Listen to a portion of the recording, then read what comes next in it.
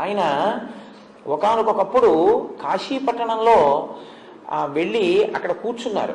కూర్చుని గణపతి ముని తండ్రి గారు కూర్చుని ఉపాసన చేస్తుంటే ఆయనకి అకస్మాత్తుగా గణపతి విగ్రహంలోంచి ఒక పసిపిల్లవాడు పాకుతూ వచ్చి తొడ మీద చేతులు వేసి ఆయన్ని చూస్తున్నట్లు అనిపించింది.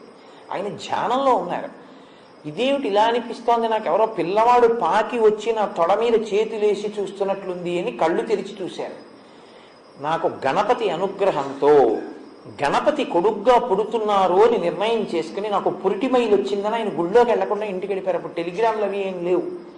ఇంటికి వెళ్ళిపోతే, ఎందుకంటే ఆయన యాత్రలో ఉన్నారు, ఎక్కడికని ఇస్తారు టెలిగ్రాము. వెళ్ళిపోతే ఆయనకి ధ్యానంలో ఎప్పుడు తొడ మీద ఒక పిల్లవాడు చేయవేసినట్టు అనిపించిందో అదే ముహూర్తంలో కొడుకు పుట్టాడు. ఆయనే మహావిద్వాంసుడయ్యాడు. కావ్యకంఠ గణపతి ముని అని మంత్రద్రష్ట అయ్యారు. ఆయన చిట్ట చివరి అవతార పరిసమాప్తి కూడా అలాగే చేశారు. తెలియక ఖర్గపూర్ అనుకుంటాను, గణపతి నవరాత్రులకు ఆయన వెడితే సాక్షాత్ వినాయకుడు లాంటి వారిని కూర్చోబెట్టి ఆయనకే గణపతి పూజ చేసేసి ఉద్వాసన మంత్రం చెప్పేశాడు అర్చకుడు పొరపాటున. యజ్ఞేన యజ్ఞమైదంత దేవాహత్తాని ధర్మాన్ని ప్రథమాన్యాసన్ అన్నాడు వెళ్ళిపోమ్మని. అంటే మూర్తిని కదిపేస్తాం కదా, అంతే ఆయన శరీరం వదిలేశాడు. మంత్రభాగమేనండి, దాని శక్తి చూపిస్తుంది. కాబట్టి గణపతి చాలా గొప్పగా అనుగ్రహిస్తాడు, మహానుభావుడు వినాయకుడు. కాబట్టి వికటో ఆయన చేసే పనులు హాస్యస్ఫోరకంగా ఉంటాయి, కానీ ఆయన చాలా బాగా అనుగ్రహించేటటువంటి స్వరూపం ఉన్నవారు. ఆయన చేసే పనులు ఏమిట్రైలాగా అనిపిస్తుంది, కానీ చాలా గమ్మత్తుగా ఉంటుంది ఆయన చేసేది. మీకు నేను ఉదాహరణ చెప్పాలంటే, ఇందాక అన్నా కదా శ్రీకాంతో మాతులో యస్య, మేనమామ గారు శ్రీ మహావిష్ణువు ఒకసారి వినాయకుడి పుట్టినరోజు వచ్చింది. వినాయకుడి పుట్టినరోజు వస్తే వినాయకుడి మేనమామని పిలిచారు. మేనమామ అత్తయ్య వెళ్ళారు, లక్ష్మీదేవి నారాయణుడు. ఏవో బహుమానాలు పట్టుకెళ్ళాడు మేనల్లుడికని. అన్నీ అక్కడ పెట్టి, ఒరే నాన్న నీకు తెచ్చాను రా అని చూపిస్తుంటే ఇవన్నీ ఇస్తుండడంలో సుదర్శన చక్రాన్ని పక్కనెట్టుకున్నాడు ఆయన.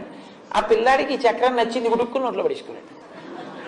ఏముందండి, ఆ తొండంతో తీసి ఇలా పెట్టి మింగేశాడు. అయ్యి బాబాయ్ నా చక్రం ఏదన్నాడు, మింగేశాను మాయ అన్నాడు. అయ్యి బాబాయ్ మింగేస్తే ఎలాగరా, మరి ఎలాగరా, ఇచ్చేయిరా అంటే ఇస్తాడా? ఆ లంబోదరంలో పడేసుకుని పరిగెడుతున్నాడు అటు ఇటును. అప్పుడు శ్రీ మహావిష్ణువు ఆలోచించారు, ఎలా వీడి కడుపులోంచి తేవడం. వీడికి ఏదైనా హాస్యస్ఫోరకంగా ఉంటే సంతోషిస్తాడాయన. అదో విచిత్రం. మిగిలిన ఈ దేవుళ్ళ దగ్గర వీడు డిసిప్లిన్డ్గా కూర్చోవాలి, ఆయన దగ్గర సంతోషమైన పనులు చేస్తే సంతోషిస్తాడు ఆయన. వీడికి నవ్వు పుట్టిద్దామని కుడి చెవి తీసి ఈ చెవిని ఎడం చెవిని పట్టుకుని గుంజీలు అన్నవి మొదట తీసిన వారు విష్ణుమూర్తి. గుంజీలు తీశారు. తీస్తే వినాయకుడు చూసి మామయ్య అదేమిటి ఇలా పట్టుకుని అలా ఊగుతున్నామని పెద్ద నవ్వు నవ్వాడు. పిల్లవాడికి పలక మారి లోపల నుంచి సుదర్శన చక్రం బయటపడిపోయింది. అమ్మయ్య చాలరా బాబు అని తలుపుకుని తీసుకున్నాడు. అందుకే ఇప్పటికీ ఆయన అనుగ్రహానికి ఏం చేస్తారంటే వెళ్ళి గుంజీలు తీస్తారు ఆయన దగ్గర. ఎక్కడి నుంచి వచ్చింది ఇదంటే శాస్త్రంలో అక్కడి నుంచి వచ్చింది. హాస్యస్ఫోరకంగా ఉండి అనుగ్రహిస్తారు. మీరు చూడండి, ఈ లోకానికి ఆయన ఎంత ఉపకారం చేశారో తెలుసా? గోకర్ణ క్షేత్రం ఎక్కడి నుంచి వచ్చిందండి? ఆయన అనుగ్రహమే. రావణాసురుడు శివలింగాన్ని పట్టుకెళ్ళిపోతుంటే బ్రహ్మచారి రూపంలో వెళ్ళి, అందాక నేను పట్టుకుంటాను, బరువుగా అనిపిస్తే 3 మాటలు పిలుస్తాను, రాకపోతే కిందెట్టేస్తాను అన్నాడు. ఖచ్చితంగా సంధ్యావనంలో అర్ఘ్యం ఇచ్చే వాటికి రావణ అని కింద పెట్టేశారు. ఒక్క మొట్టిగా కొడితే సొట్టడిపోయిందండి. ఇప్పటికీ గోకర్ణ క్షేత్రంలో సొట్టబడిపోతుంటారు మహానుభావుడు. హాస్యస్ఫోరకంగా ఉంటుంది ఆయన చేసే పని, కానీ గోకర్ణ క్షేత్రం వచ్చింది. అలాగే విభీషణుడు రంగనాథుడిని పట్టుకెళ్ళిపోతున్నాడు. మా నాన్నగారికి చిదంబరంలో నటరాజు అని పేరు. మా నాన్నగారు నాట్యం చేస్తారని. పాపం మా మామయ్యకే రాజన్న పేరుతో క్షేత్రం లేదని ఆయన మామయ్య కోసం ఏం చేశారో తెలుసా? విభీషణుడి దగ్గరికి వెళ్ళి కావేరీ నదిలో స్నానం చేయాలనిపించింది విభీషణుడికి. బ్రహ్మచారి రూపంలో కనబడ్డారు. ఒరే నాయన కొంచెం ఇది పట్టుకుంటావా, ఈ రంగనాథుడి మూర్తిని, నేను కావేరీలో స్నానం చేసి వస్తా అన్నారు. బరువుగా అనిపిస్తే పిలుస్తాను వచ్చేయాలన్నారు. అలాగేనన్నారు. ఆయన స్నానానికి వెళ్ళారు. ఈయన 3 మాటలు పిలిచి అక్కడ ఎట్టేశారు. మా నాన్నగారు నటరాజు అయితే మా మేనమామ రంగరాజు అని శ్రీరంగనాథుడిగా అక్కడ తీసుకొచ్చి పెట్టినవారు వినాయకుడే. అంత గొప్ప వైష్ణవ క్షేత్రం వినాయకుడి వల్లే వచ్చింది. కాబట్టి ఇక్కడ చిదంబరం ఉంటే అక్కడ శ్రీరంగాన్ని తెచ్చినవాడు మా స్వామి వినాయకుడే. కాబట్టి శ్రీకాంతో మాతులో యస్య, ఆయన చేసేవి హాస్యస్ఫోరకంగా ఉంటాయి, కానీ చాలా మహోపకారాలు చేస్తుంటారు. ద్రవిడ దేశానికి నది లేదు, వాళ్ళు దాహార్తితో కొట్టుకుపోయేవారు. ద్రవిడ దేశంలో ఉన్న భక్తులందరూ గణపతిని ఆరాధన చేశారు, వినాయకుడిని. మీకు నీళ్లు ఇస్తానన్నారు ఆయన. అగస్త్య మహర్షి యొక్క కమండలంలోకి నదీ జలాలు ఉండేవి, గంగా నదిలాగా. కాబట్టి ఆ కమండలం కింద కాని పడిందో పెద్ద నది ప్రవహిస్తుంది. ఆయన ఒక కొండ శిఖరం మీద కూర్చుని ఉపాసన చేస్తున్నారు అగస్త్య మహర్షి. ఈయన విఘ్నేశ్వరుడు కాకి రూపంలో వెళ్ళి కమండలం కింద పడేశారు. అప్పుడు పుట్టింది కావేరీ నది. కావేరీ నది అగస్త్య మహర్షి యొక్క కమండలంలోంచి వచ్చింది. అందుకే ఇప్పటికీ ద్రవిడ దేశంలో, తమిళనాడులో మా అభివృద్ధి అంతా వినాయకుడు భిక్షని చెప్పుకుంటారు వాళ్ళు. కావేరీ నది ఉంది కాబట్టి మేము అన్నం తింటున్నాం అంటారు. వినాయకుడు భిక్షని మీకు అందుకే ఎక్కడ చూసినా వినాయకుడు గుళ్ళు ఉంటాయి తమిళనాడు అంతా. కాబట్టి ఆయన కాకి రూపంలో పడేసి బ్రహ్మచారి రూపంలో పారిపోతున్నారు. నా కమండలం కింద పడేశావు, నదీ ప్రవాహం కింద నీరంతా ఇంత గొప్ప నీరు వెళ్ళిపోయిందని అగస్త్య మహర్షి కూడా పొట్టిగా ఉంటాడు. ఆయన ఈ బ్రహ్మచారిని పట్టుకుందామని పరిగెత్తారు. పరిగెడితే కొంత దూరం పరిగెత్తించి వినాయక రూపంలో సాక్షాత్కరించారు. అగస్త్య మహర్షి అయ్యయ్యయ్యయ్యో, ఇంత చదువుకున్నాను, ఇంత తపస్సు చేశాను, లోకోపకారానికి కాకి రూపంలో నా కమండలం మరగొడితే బ్రహ్మచారి రూపంలో కనబడితే బ్రహ్మచారిని కొట్టబోయాను. ఆవేశంలోని ఎందుకు నా బుద్ధి ఇది తెలుసుకోలేకపోయినా అయ్యయ్యో అని ఇలా అన్నాడు. అందుకే అప్పటి నుంచి ఎంత తప్పు ఆయన పట్ల చేసినా గణపతి దగ్గరికి వెళ్ళి ఇలా అంటే ఆయన సంతోషిస్తారు, తప్పులు మన్నిస్తారు. అందుకు వచ్చాయండి ఇవన్నీ, ఉత్తినే వచ్చాయనుకుంటారా? వికటో హాస్య స్ఫోరకంగా ఉన్నట్టుంటే ఆయన చేసే పనులు. కానీ ఆయన చాలా గొప్పగా అనుగ్రహిస్తారు. మీరు ఏ దేవుడి దగ్గరికన్నా వెళ్ళి ఇలా అంటే రక్షించడం, గుంజీలు తీస్తే రక్షించడం అలా ఉండదు. ఆయన దగ్గర ఏమీ అక్కలేదు, వెళ్ళి ఇలా కొట్టుకుని 3 గుంజీలు తీసేస్తే చాలు. ఆయన అన్ని తప్పులు క్షమించి నేను ఉన్నాను లేరా నీ వెంటంటారు. అంటే వికటో. సరే, ఇంకా దాన్ని అక్కడతో వదిలేస్తాను. సుముఖశ్చైక దంతశ్చ కపిలో గజకర్ణక లంబోదరశ్చ వికటో విఘ్నరాజు. ఇంకా సగం కూడా అవ్వలేదు. ఏమండి, ఎంత ఒక వాక్యంలో పూర్తి చేసేస్తాను. 16 అది పెద్ద విశేషమే ఉంది. వికటో విఘ్నరాజు వినాయక. విఘ్నరాజు వినాయకుడు అని 2 పేర్లు. మీరు బాగా జ్ఞాపకం పెట్టుకోవాలి ఈ విషయాన్ని. ఒకే దేవాలయ ప్రాంగణంలో 2 వినాయకులు ఉన్నారనుకోండి. ఒకే దేవాలయ ప్రాంగణంలో 2 వినాయకులు ఇక్కడ ఉన్నారు. అలాగే ఉంటే ఒకరు విఘ్నరాజు, ఒకరు వినాయకుడు. మీరు రాజద్వారంలోంచి లోపలికి రాగానే కనపడేవాడు విఘ్నరాజు, ఇంకా లోపలికిడితే కనపడేవాడు వినాయకుడు. విఘ్నరాజు వినాయకుడు సమాన స్థాయిలో పూజలు అందుకుంటారు ఎప్పుడు. ఎందుకో తెలుసా అండి? ఒకరు విఘ్నాన్ని కల్పిస్తారు, ఒకరు విఘ్నాన్ని తీసేస్తారు. విఘ్నాన్ని కల్పిస్తే విఘ్నరాజు, విఘ్నాన్ని తీసేస్తే వినాయకుడు. అదేమిటంటే కల్పించడం ఎందుకండి అని మీకు అనుమానం రావచ్చు. విఘ్నాన్ని ఎందుకు కల్పిస్తాడో తెలుసా అండి? మిమ్మల్ని ఏదైనా మీరు చేసినటువంటి గత జన్మలలోని పాపకర్మ మహోగ్రమైన రూపంతో తరువుకొచ్చి మీకు ఏదైనా చాలా ఉగ్రమైన ఫలితాన్ని ఇవ్వబోతుంటే చిన్న ప్రతిబంధకంగా అడ్డొచ్చి తీసేస్తాడు. ఏదో మీరు చాలా ముఖ్యమైన పని మీద వెళ్ళాలి, ఒక పెద్ద లారీ ఒకటి అడ్డొస్తుంది. అమ్మ బాబోయ్, ఇప్పుడు ఈ లారీ వెళ్తుందా మనం పెడతామా అనుకుంటాం, 10 హారలు కొట్టేస్తాం, ఆ లారీ వెళ్ళిపోతుంది, మీరు వెళ్ళిపోతారు.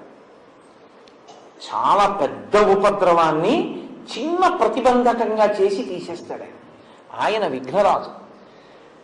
మీకు ఆ కల్పించినటువంటిది విఘ్నరాజ స్వరూపం.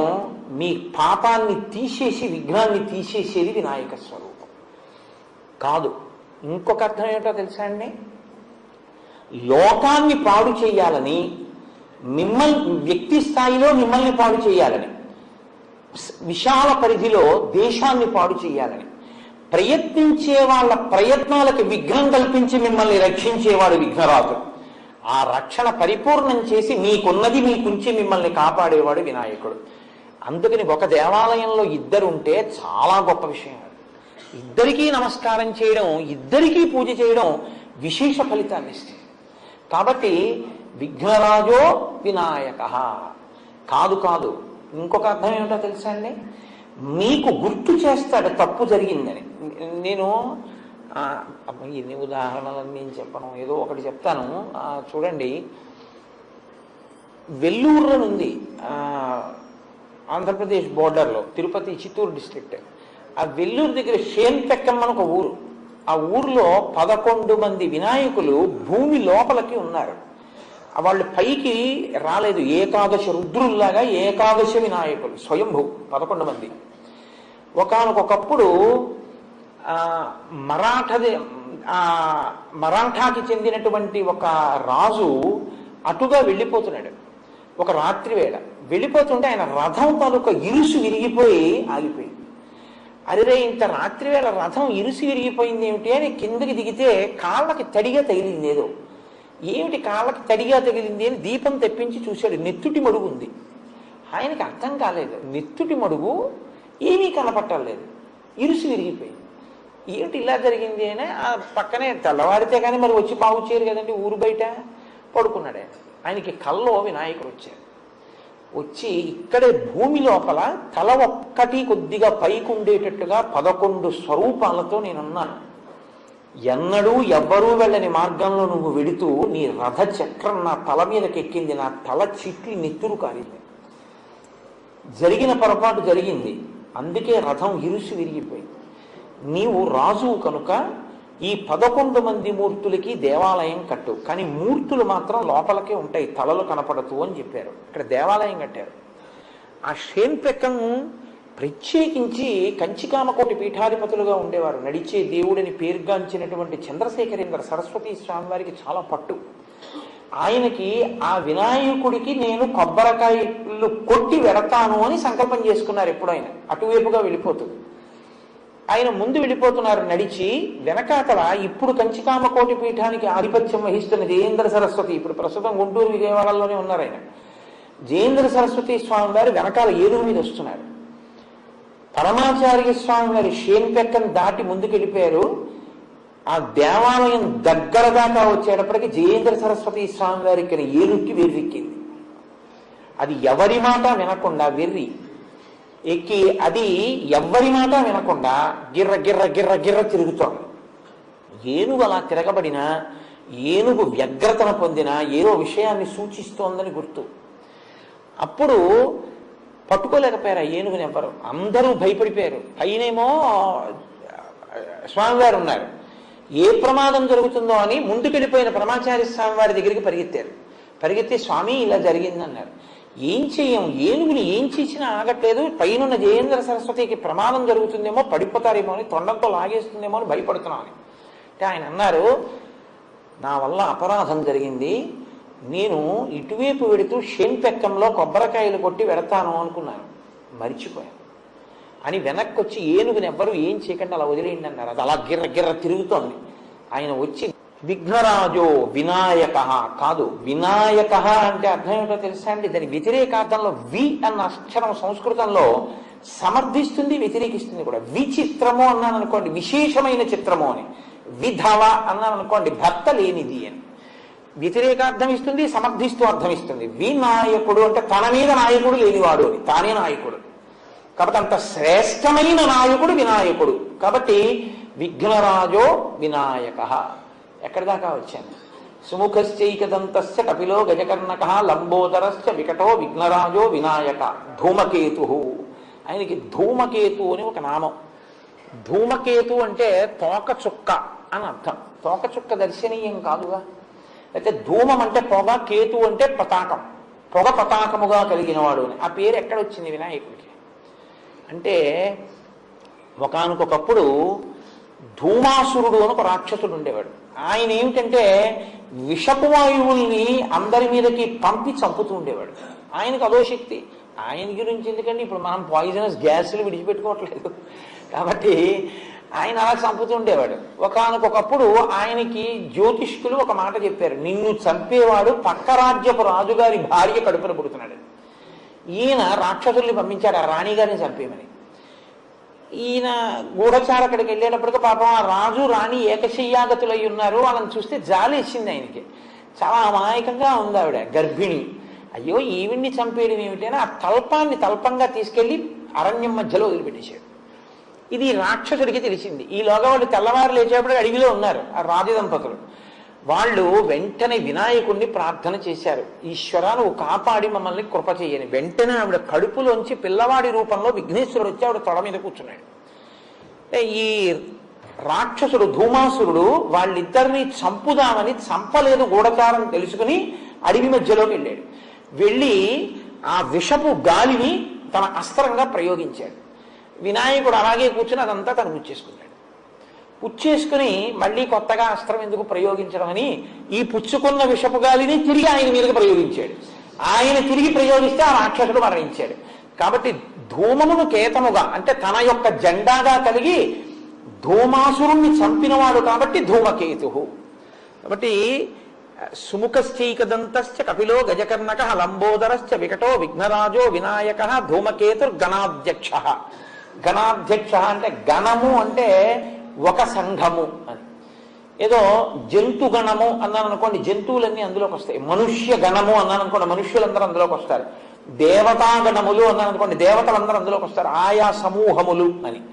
ఆయన గణపతి అంటే గణములకు పతి. ఎన్ని గణములు ఎన్ని సమూహములు ఈ లోకంలో ఉన్నాయో అన్నిటికీ పతి అంటే పొందబడవలసిన వాడు అని. పతి అంటే ఆయనని పొందుతుంది స్త్రీ, దాంతో పరిపూర్ణత్వాన్ని సాధించుకుంటుంది పతిని పొంది. కాబట్టి ఆయన వలన పూర్ణత్వాన్ని పొందుతుంది, బిడ్డల్ని పొంది. మనమందరం ఆ పతి మనకి గతి, ఆయన్ని మనం పొందుతాం. గణములన్నిటికీ లోకంలో ఉన్న సమస్త భూతముల చేత పొందబడవలసిన వాడు ఆయనే కాబట్టి ఆయన గణపతి. కాబట్టి విఘ్నరాజో వినాయక ధూమకేతుర్ గణాధ్యక్ష పాలచంద్రో. పాలచంద్రు అంటే పరమశివుడు ఎలా తన కిరీటం మీద ఆ శిరస్సు మీద చంద్రమౌళి అంటారు, తదియనాటి చంద్రబింబం ఎలా ఉంటుందో అటువంటి చంద్రరేఖని ధరిస్తాడో ఈయన కూడా చంద్రరేఖని ధరించేటటువంటి స్వరూపం ఉన్నవాడు. నేను వివరంగా చెప్పడం కుదరదు కానీ చతుర్దశి మహాత్మ్యము అని చాలా అద్భుతమైనటువంటి విషయం అది, కానీ చాలా దీర్ఘంగా ఉంటుంది. వేరొకసారి ఎప్పుడైనా ప్రస్తావన చేస్తాను. వినాయకుడే ఒకానొకప్పుడు చంద్రుణ్ణి ఆయన్ని చూసి నవ్వాడని నిన్ను చూసిన వాళ్ళందరూ అపనిందల పాలవుతారంటే చూసిన వాళ్ళందరూ తిరుగుతుంటే చంద్రుడు సముద్రంలో పడిపోయాడు. మళ్ళీ క్షీరసాగర మండలంలో పైకి వచ్చాడు. అప్పుడే చతుర్దశి మహాత్మ్యం ఇచ్చాడు ఆయన. చతుర్దశి నాడు ఎవరైనా వినాయకుడిని పూజిస్తే విశేష ఫలితాలు వస్తాయి. పైగా ఆయన్ని కానీ మీరు విఘ్నేశ్వరుణ్ణి చూసి ఆయనకి ఏం అక్కర్లేదు, అందరూ పనికి మాలిందని ఏమంటారో ఒక గరికె పోగు, ఒక గరిక తీసుకొచ్చి ఆయనకి ఇచ్చారనుకోండి, మీకు ఆయన ఏమి ఇస్తాడో తెలుసా అండి? అష్టైశ్వర్యాలు ఇస్తాడు. అందుకే కర్ణాటకలో కన్నడ సంప్రదాయంలో పురంధరదాస్ గారిని కీర్తనలు ఉన్నాయి. ఆయన లంబోదర లకుముకిరా అంటారు. అంటే అర్థం ఏంటంటే, లంబోదర నీవు లక్ష్మీకారకుడవురా, నువ్వు లక్ష్మిని ఇస్తావు మాకు. వాళ్ళ నాన్నగారు ఏం చేస్తారు, ఒక్కసారి జ్వాలాతోరణం అని ఆవిరిగడ్డి ధాన్యం అంతా మీరుచుకుని గడ్డి తీసుకొచ్చి కాల్చి దాని కింద 3 మాటలు తిప్పితే చాలు, యవసదనం కనబడకుండా ఆయన అనుగ్రహిస్తాడు. గరిక పట్టుకొచ్చి కాళ్ళ మీద వేస్తే చాలు, పొంగిపోయి అష్టైశ్వర్యాలు ఇస్తాడు ఈయన. కాబట్టి పాలచంద్రో గజానన, ఏనుగు యొక్క ముఖం ఉన్నవాడు. మళ్ళీ ఇది ఏమండి మీరు ఇందాక చెప్పినట్టు సుముఖ అన్న దాంట్లోకి వస్తోంది. సుముఖలోకి ఏనుగు ముఖాన్ని అన్వయం చేసి చెప్పాను మీకు, కానీ ఇప్పుడు ప్రత్యేకంగా ఏనుగునే చెప్తున్నారు. ఏనుగునే ఎందుకు చెప్తారో తెలుసా అండి? ఏనుగు తలకి ఒక బుద్ధి ఉంది. ఏమిటి ఆ బుద్ధి అంటే, మీకు ప్రపంచంలో ఒక పెద్ద క్రేన్ ఉందనుకోండి, ఆ క్రేన్ని ఈ పెద్ద ఇనప స్తంభాన్ని ఎత్తు అన్నారనుకోండి, ఎత్తేస్తుంది. ఓ గుండు సూదిని కిందేసి ఓ క్రేను ఈ గుండు సూది తీయి అన్నారనుకోండి, అది తీయలేదు, దానికి సాధ్యం కాదు. గుండు సూదిని శ్రావణం అని ఉంటుంది, కంసాలి వారి దగ్గర ఉంటుంది, వాళ్ళు ఇలా పట్టుకుని ఎత్తుతారు. అదేమి కంటికి ఇలా తీసి ఇలా పెట్టుకుని వాచీలు బాగు చేసేవాళ్ళు చిన్న శ్రావణం పెట్టి కనపడని కూడా చిన్న చిన్నవి శ్రావణంతో తీసేస్తుంటారు. ఇలాగ ఆ శ్రావణంతో మీరు కింద ఉన్న చిన్న సూదిని తీయచ్చు, ఒక పెద్ద ఇనప స్తంభాన్ని ఎత్తండి, ఎత్తలేరు.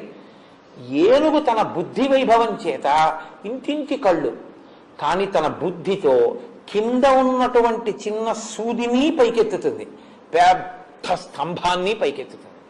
పెద్ద పెద్ద దేవదారు దొంగలతోటి శత్రురాజుల యొక్క రాజద్వారాలకు ఉన్నటువంటి తలుపులు బదలగొడుతుంది. ఏనుగులకి ఇనప గొలుసులేసి ఇనప గొలుసుల మీద దేవదారు దొంగలు పెట్టి ఏనుగుల్ని పరిగెత్తిస్తారు. పరిగెడితే ఈ దేవదారు దొంగలు వెళ్ళి రాజద్వారాలని గుద్దుతాయి. ఆ కోట గుమ్మాలు అంతంత బలంగా ఉండేవి పూర్వం. కొన్ని నెలల పాటు ఏనుగులకి ఇనప గొలుసులేసి దేవదారు దొంగలతో గుద్దిస్తే తలుపులు బద్దలయ్యేవి, అప్పుడు కోటలోకి ప్రవేశించేవారు. కాబట్టి ఏనుగు బరువైన పని చేస్తుంది, తేలికైన పని చేస్తుంది. లోకంలో అంత పెద్ద శరీరం ఉన్న ప్రాణి ఏనుగొక్కటే. ఇంత పెద్ద శరీరం ఉన్న ఏనుగు తన శరీరంతో చంపేస్తుంది దేన్నైనా. ప్రయత్నం అక్కర్లేదు, తన కాలుతో తొక్కేస్తే చాలు. తన కాలుతో తొక్కగలిగినటువంటి ఏనుగు తొక్కడం మానేసి తన మీద ఎక్కడానికి తానే సాధనం అవుతుంది. మీరు ఎప్పుడైనా గురువాయూరులో చూశారో లేదో, ఏనుగు కాలు ఇలా చాపి నించుంటుంది. నించుంటే ఆ తాడు పట్టుకుని దాని మోకాల్లోనూ కాలు పెట్టి గబ్బ గబ్బ గబ్బ గబ్బ పైకి ఎక్కేస్తారు. తొండం ఇలా చాపి ఎక్కించుకుంటుంది.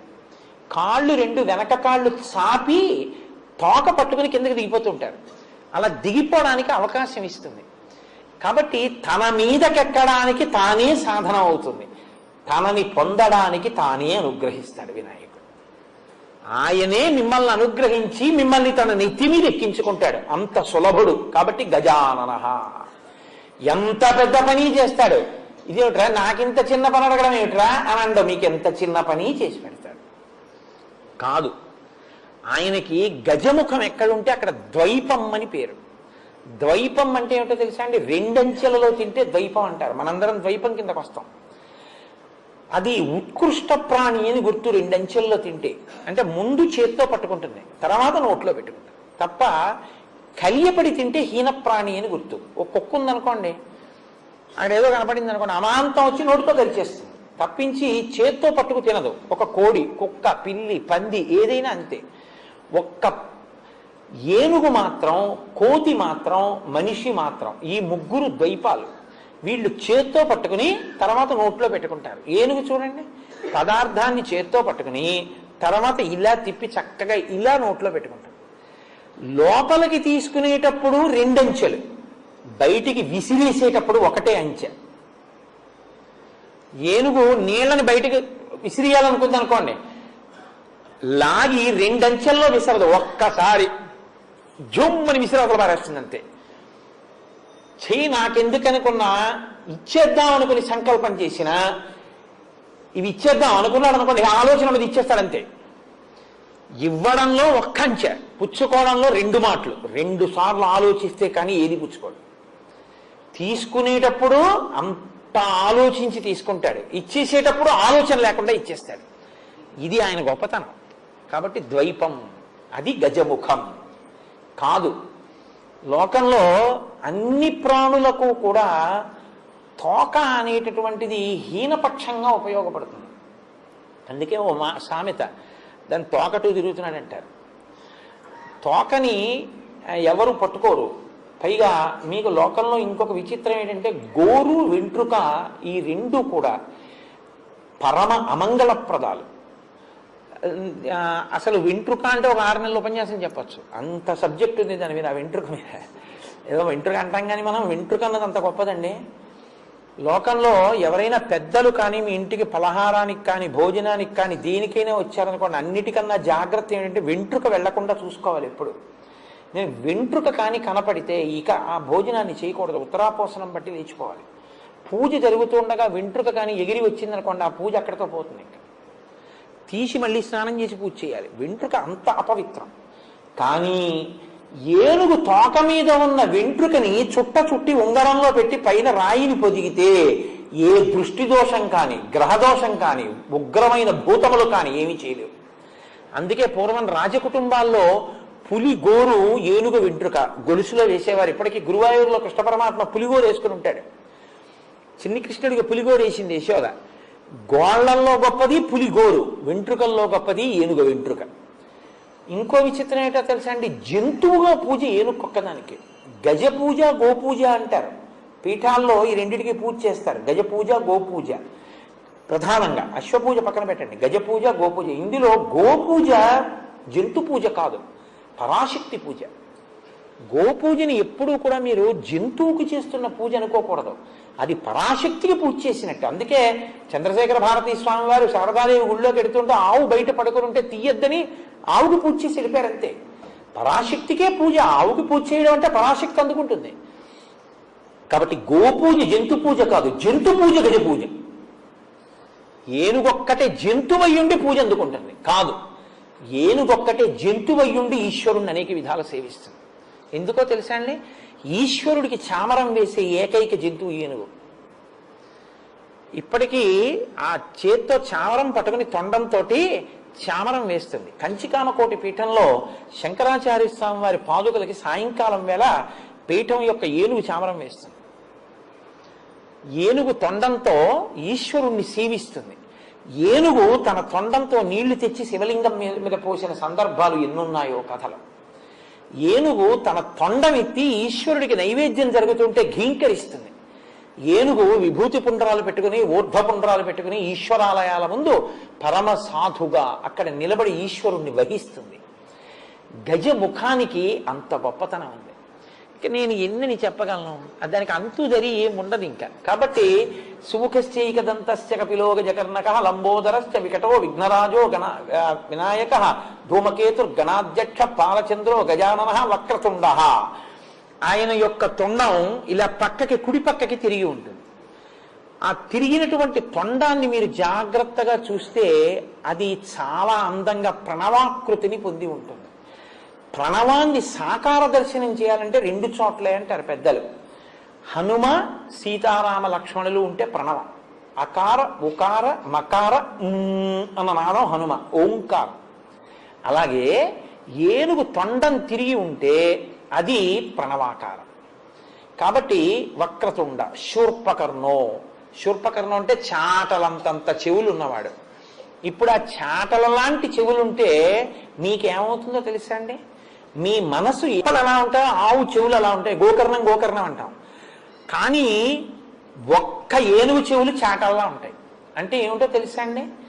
మీరు వెళ్ళి ఆయనకి ఏం చెప్పినా వింటాడు. కానీ వీడికి నేను ఇది ఇవ్వచ్చా ఇవ్వకూడదా ఆలోచించి ఇది ఇస్తే వీడు పాడైపోతాడరా అనుకుంటే చాటలో చెరిగి మంచి నుంచి చెడును అవతల పారేసినట్టు పిల్లాడు తెలియక ఏదో ఇలాంటివి అడుగుతుంటారని చెరిగి అవతల పారేస్తాడు. ఇవ్వచ్చు అనుకున్నది లోపలికి తీసుకుని మీకు ఇస్తాడు. కాబట్టి శూర్పకర్ణ. ఆ పాటి వినండి చాలు. కాబట్టి శూర్పకర్ణ హేరంబ. హేరంబ అంటే ఈ నామం చాలా చిత్రమైన నామం. దీని అర్థం ఏమి నువ్వు తెలుసుకోక్కర్లేదు, ఆ నామం తెలుసుకో చాలు అన్నారు. ఎందుకో తెలుసా అండి? హేరంబ అంటే అదేదో చాలా గొప్పగా లేదు, సంతోషంగా లేదు అసలు ఆ పేరు. హేరంబ అంటేను అసలు ఆ పిలిపి అందం ఇస్తుంది కాబట్టి వినాయకుడి యొక్క రూపమే అందంగా ఉంటుందని చెప్పి పిలిపది అన్నారు. కాదు, చిత్ర విచిత్రమైన విరుద్ధమైన పని చేయించేవాడికి హేరంబుడిని పేరు. ఎందుకో తెలుసా అండి? 5 ఏనుగు ముఖాలతో ఉండి సింహం మీద కూర్చునేవాడికి హేరంబుడిని పేరు.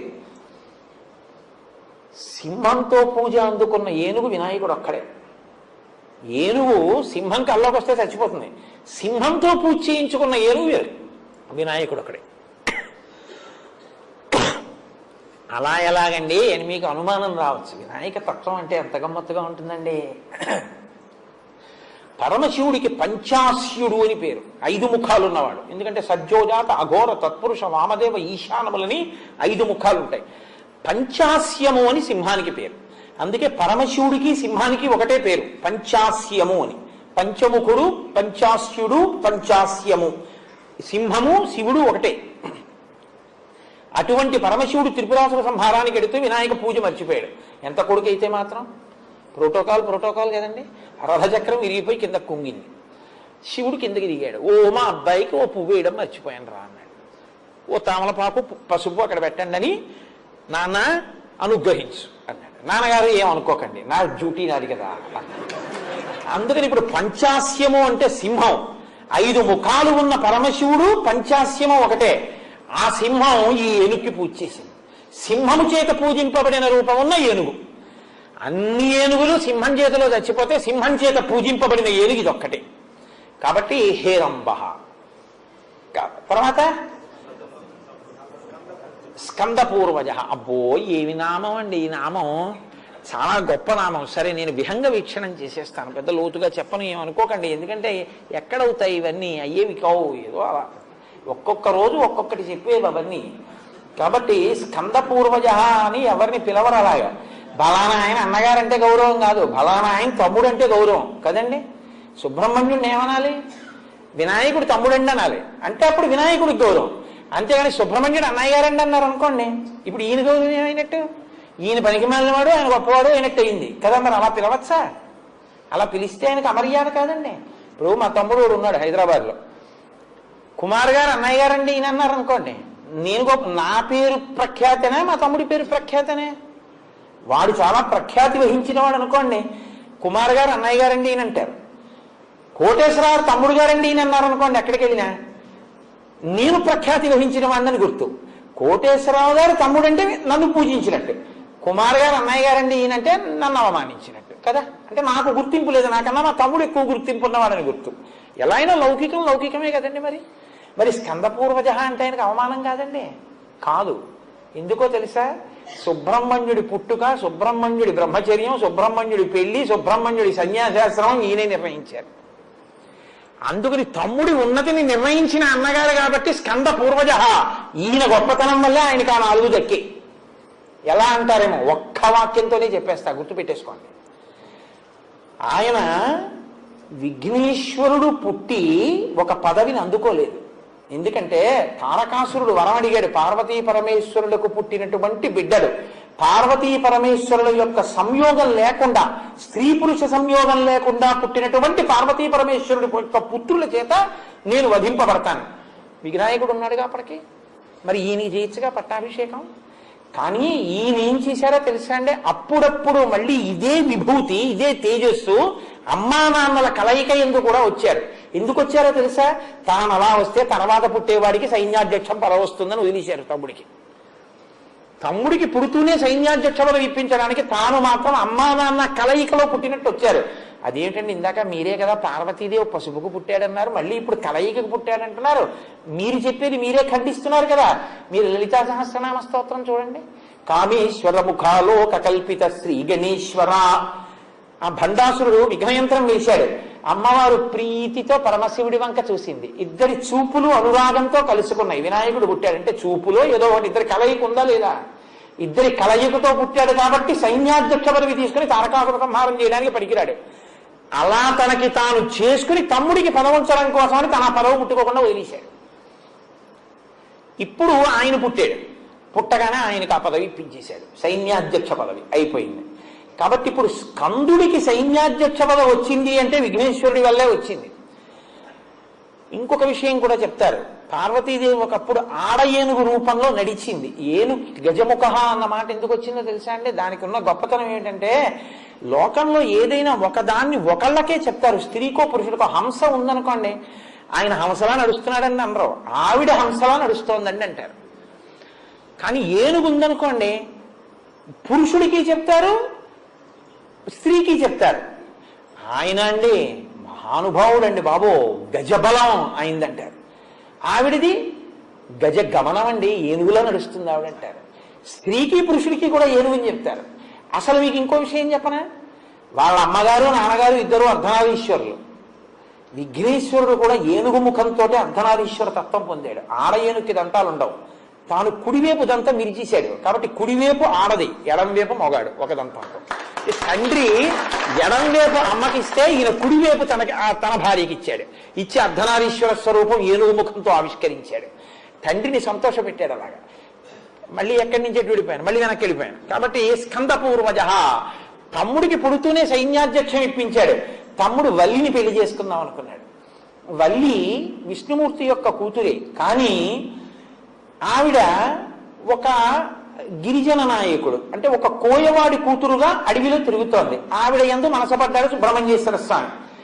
ఈయన ఎంత అడవికి వెళ్ళినా రోజు ఆవిడ ఈయన వంక చూసేది కాదు.